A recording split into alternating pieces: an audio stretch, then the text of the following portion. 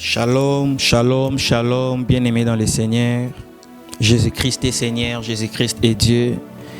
C'est lui le Dieu véritable, la vie éternelle. Grande est ma joie d'être encore là aujourd'hui pour partager avec vous la pensée divine. Amen. Est-ce que nous pouvons prier? Père, dans le nom de Jésus, nous te disons un grand merci. Merci pour ton amour, merci pour ta grâce. Merci pour ta fidélité. Merci parce que tu nous aimes. Merci parce que cette journée, c'est une journée bénie, là où tu vas instruire tes enfants partout où ils vont me suivre. Merci pour la plénitude de ton esprit. Nos cœurs, nos esprits sont ouverts pour recevoir la parole qui vient de ta part. Édifie-nous, Seigneur. Dans le nom de Jésus, nous avons ainsi prié. Amen. Je croyais que tu allais acclamer. Est-ce que tu peux acclamer pour le Seigneur? Aujourd'hui, nous allons partager un sujet très important. Le sujet très important, c'est basé sur la consécration. Nous allons parler sur des dimensions de la consécration. Vous savez que la Bible est la parole de Dieu. La Bible reste notre seul guide. La Bible reste les seuls livres les plus lus et les seuls livres qui nous donnent des directives claires sur des choses qui sont passées, des choses qui sont présentes et des choses à venir. Et la Bible nous parle sur des différentes étapes de la consécration. Nous allons parler sur les 3 différents de la consécration. Pourquoi pas parler sur les différentes étapes de la consécration? La première consécration, nous allons parler je vais utiliser les termes hébraïques. Utiliser les termes hébraïques ne fait pas d'un homme dédié extra, ou bien cela ne le fait pas qu'il maîtrise très bien les Écritures. C'est juste que nous nous référons aux sources, à la source, allais-je dire, parce que sans la source, on ne saura pas très bien interpréter la Bible. Amen. Amen. Alors, nous allons parler sur les 3 dimensions ou les 3 étapes de la sanctification. Nous avons les Nézer, nous avons la Kadash, nous avons les Milou. Amen. Ce sont les 3 dimensions de la consécration. Les Nézer, les Kadash et les Milou.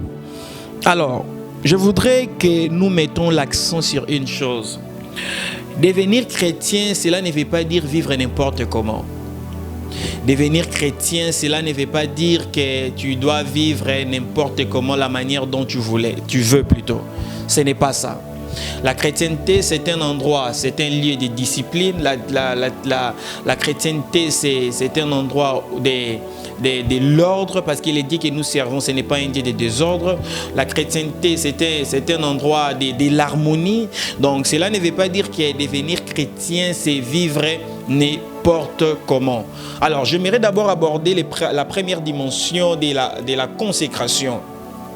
La dimension christique. Quand je fais allusion de la dimension christique, c'est par rapport à ce que Jésus-Christ est venu faire sur la terre des hommes. Amen. Alors, je vais définir d'abord le mot Nézer. Le mot Nézer veut dire quoi? Le mot Nézer veut dire quoi? Nézer veut dire... prière de m'excuser. Nézer veut dire... couronne, naziréa, séparation.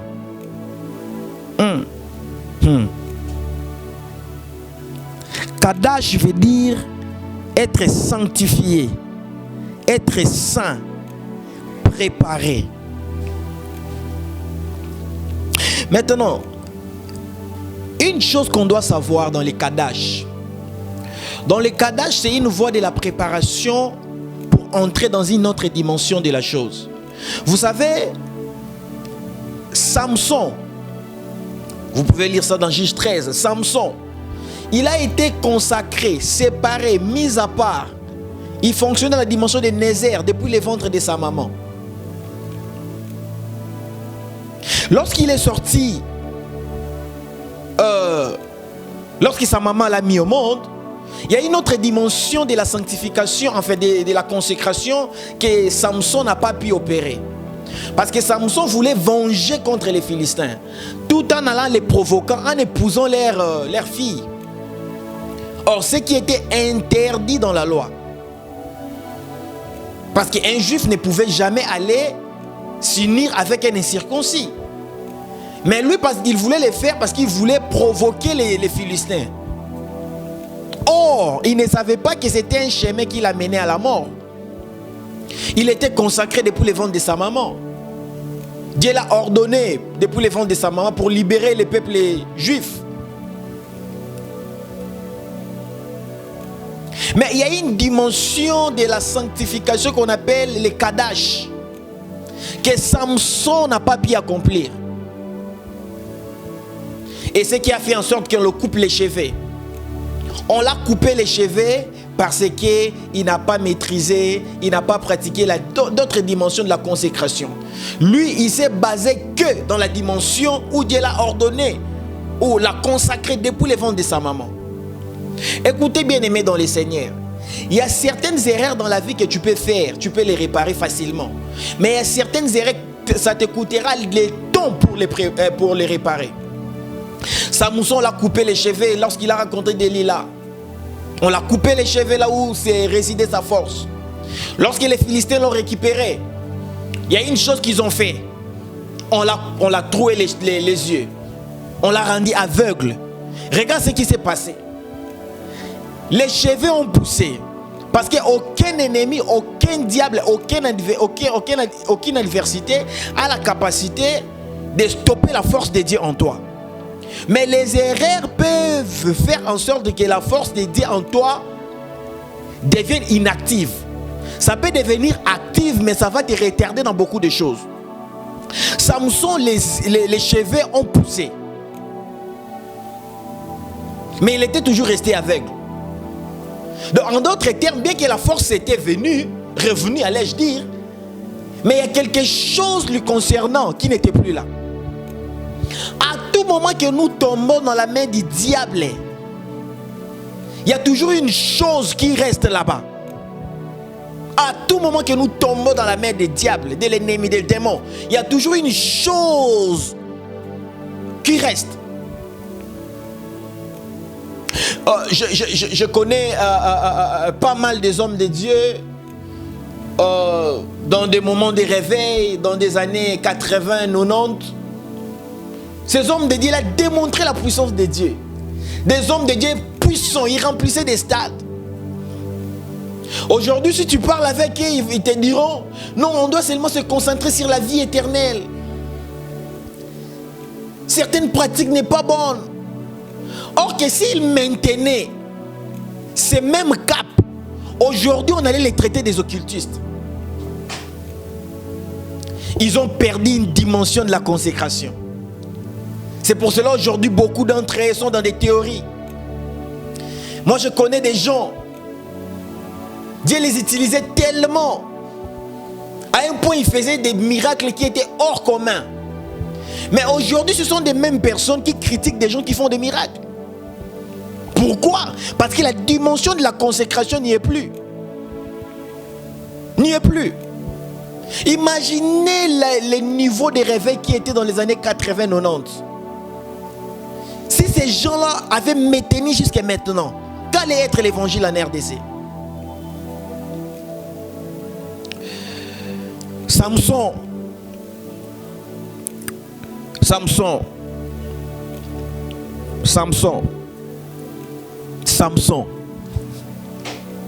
Il a été consacré depuis le ventre de sa maman. Il vit dans la consécration une dimension. Mais une autre dimension de la consécration, Samson n'avait pas. C'est ça qui l'a induit dans l'erreur. Bien que la force est venue. Mais il a perdu ses yeux. Est-ce que tu sais qu'étant un enfant de Dieu, il y a certaines choses que tu ne dois pas dire. Il y a certains endroits que tu n'es pas supposé partir. Ce n'est pas parce que c'est un péché. Non. C'est parce qu'il y a certains endroits, lorsque tu pars, on va te consommer certaines énergies. Pour exceller dans la vie, tu as besoin d'une énergie vitale. Or, la nature a l'horreur du vide. Il y a certains endroits que les gens fréquentent, des démons ou des esprits qui entourent ces environnements bouffent leur énergie. Ce n'est pas parce que c'est un péché, non. C'est parce que certaines choses vont bouffer ton énergie. L'énergie que tu peux garder pour accomplir des choses. Amen. Amen. C'est vraiment très important. Les niveaux de consécration. C'est comme des chrétiens d'aujourd'hui. Quand tu es devenu Christ, quand tu es devenu chrétien, tu as accepté Christ. Tu es consacré, séparé du monde pour un but précis. Maintenant, il y a encore une autre dimension de la consécration. Nous allons lire un verset biblique dans... Nous sommes dans le livre des Colossiens. Est-ce que Dieu est en train de nous édifier? Nous sommes dans les livres, dans les épîtres des Colossiens, aux Colossiens, chapitre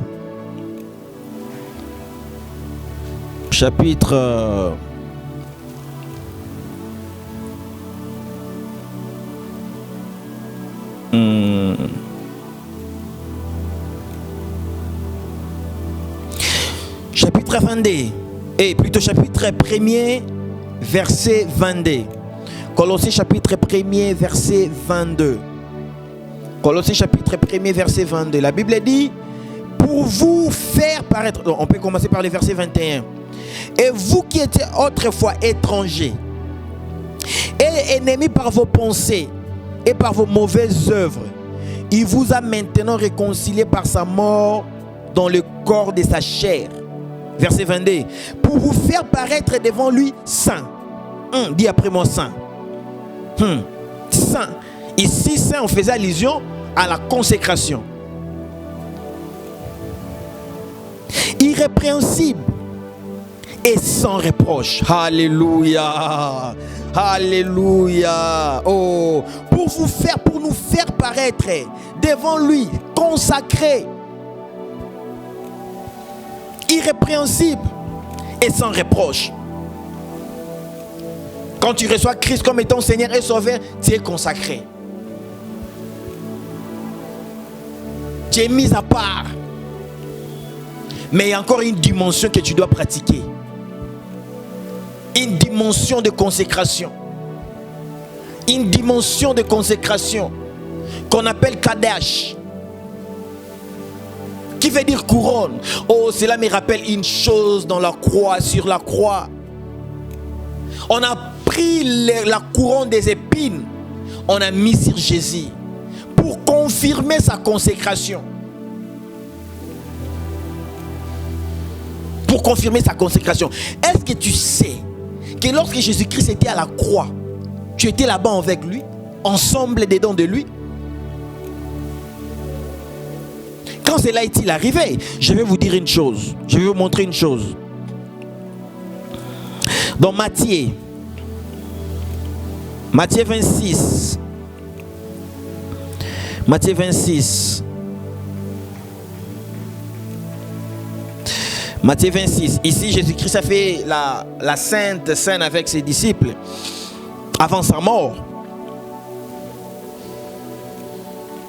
Jésus a dit, nous commençons par le verset, chapitre 26, verset 27. Il prit ensuite une coupe. Et après avoir rendu grâce, il a l'air donnant en disant, buvez-en tous. Car ceci est mon sang, le sang de l'alliance, qui est répandu pour plusieurs, pour la rémission des péchés. Ici, c'était une alliance qu'ils étaient en train de faire. C'est à partir d'ici que cela a rendu possible que Jésus-Christ est à la croix. Parce que lorsque tu fais l'alliance avec une personne, ou bien tu fais les pactes avec une personne, allais-je dire, les pactes de sang, vous devenez une seule personne avec cette dernière, ces derniers plutôt. Vous devenez une seule personne. Alors, par cet acte, Jésus-Christ était devenu une seule personne avec le monde. Parce qu'il a utilisé ses 12 disciples, ses 12 apôtres, comme un point de contact. Ils ont fait les pactes. Ils ont fait une alliance. Ils ont fait une alliance. Et c'est cet acte qui a rendu possible que Jésus-Christ aille à la croix. Donc cela veut dire que lorsqu'on les fouettait, moi et toi, on était dedans. Lorsqu'il portait sa croix, moi et toi, on était dedans. Lorsqu'on l'a cloué sur la croix, moi et toi, on était dedans. On souffrait ensemble avec lui. Lorsqu'on l'a consacré, lorsqu'on l'a mis la couronne des épines, nous étions consacrés à l'intérieur de lui. Alléluia, alléluia. Lorsqu'il est allé prêcher les morts, on était là avec lui, ensemble. Lorsqu'il est ressuscité, nous sommes ressuscités ensemble avec lui. Nous sommes ressuscités, nous sommes consacrés. Et il a dit, allez. Nous sommes consacrés. Nous sommes consacrés. C'est ça la dimension de la consécration. Jésus-Christ à la croix n'était pas seul. On était ensemble avec lui. Il était là avec nous. On souffrait ensemble en lui. À travers cet acte qu'on appelle la Sainte Seine. Alléluia. Alléluia. Alléluia. Alléluia. Oh, lisons Éphésiens. Lisons Éphésiens. Éphésiens chapitre 2. Lisons Éphésiens chapitre 2. Verset 6. La Bible dit, il nous a ressuscités ensemble et nous a fait asseoir ensemble dans les lieux célestes en Jésus-Christ. Il nous a ressuscités ensemble avec lui. Oh, alléluia. Donc lorsque Jésus-Christ est ressuscité ensemble avec lui, nous tous nous sommes ressuscités. Il nous a ressuscités ensemble. Dieu n'a pas s'arrêté, il a dit seulement non, vous êtes ressuscités. Non, la Bible dit il nous a fait asseoir ensemble avec lui dans le lieu céleste en Jésus-Christ. Il nous a ressuscités ensemble et nous a fait asseoir ensemble dans le lieu céleste en Jésus-Christ. Regarde cette écriture. Dans les lieux célestes en Jésus-Christ. Ici, on est en train de décrire Jésus-Christ comme être un endroit plutôt. Parce qu'on a dit en. Dans la préposition en, les mots qui suivent indiquent l'endroit. Dans les lieux célestes dont on fait allusion ici, on parlait de Jésus-Christ. Alléluia. Oh, je ne sais pas si quelqu'un m'a écouté. Il nous a ressuscités ensemble. Il nous a fait asseoir ensemble dans les lieux célestes, en Jésus-Christ. Ici, on est en train de faire allusion que ces lieux célestes dont nous sommes assis ensemble, c'est en Jésus-Christ. Parce que Christ, c'est un endroit. Alléluia, alléluia. Christ, c'est un endroit. L'endroit où nous sommes consacrés, c'est une dimension de la consécration. Nous sommes consacrés. Il nous a rendus saints, irrépréhensibles, sans reproche. Il nous a séparés du monde. Mais cela ne suffit pas pour vivre. Écoutez, j'ai toujours l'habitude de dire que les gens n'iront pas en enfer à cause de leurs péchés. Je peux répéter ça. Les gens n'iront pas en enfer à cause de leurs péchés. Les gens iront en enfer parce qu'ils ont refusé de se repentir. Parce qu'ils ont refusé d'abandonner les péchés. Parce qu'ils ont refusé d'accepter Jésus-Christ. Parce que l'enfer n'est pas pour ceux-là qui ont péché. Est-ce que je peux répéter ça? L'enfer n'est pas pour ceux-là qui ont péché. Une personne va dire, mais c'est comment? C'est vrai, l'enfer n'est pas pour ceux-là qui ont péché. L'enfer est pour ceux-là qui ont refusé de se repentir. Parce que s'il y aurait une personne qui sera en enfer parce qu'il a péché, c'est que Jésus-Christ a échoué. Jésus-Christ est venu pour enlever ses péchés, cette déviation qui allait nous amener en enfer. Il est venu l'enlever. Il est venu l'enlever. Les gens iront là-bas parce que ils ont refusé de se repentir. Jésus-Christ n'est pas mort en vain. Jésus-Christ n'est pas mort en vain. Écoutez, Jésus-Christ est mort au moment où les Romains appliquaient une loi qu'on appelait ça les Pax Romano. Les Pax Romano, en d'autres termes, c'est la paix romaine. L'Empire romain avait institué une chose pour dompter les habitants des contrées où ils étaient en train de dominer ou de conquérir. Ils avaient instauré un système de Pax Romano, la paix romaine. En d'autres termes, un système pour maîtriser les peuples où ils ont, comment dirais-je, ils ont en fait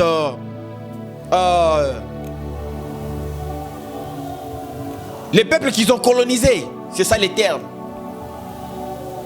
Alors, il arriva un monsieur qu'on appelle Judas de Galilée. Le monsieur là, il a pu susciter plus de 2000 personnes. En fait, 2000 personnes pour combattre les Romains. Alors, les Romains avaient des systèmes là qu'on appelle des bataillons et des cohortes. Si un bataillon ne résiste pas dans un combat, dans une bataille, il fait la paix aux cohortes. Lorsque ces cohortes romaines viendra,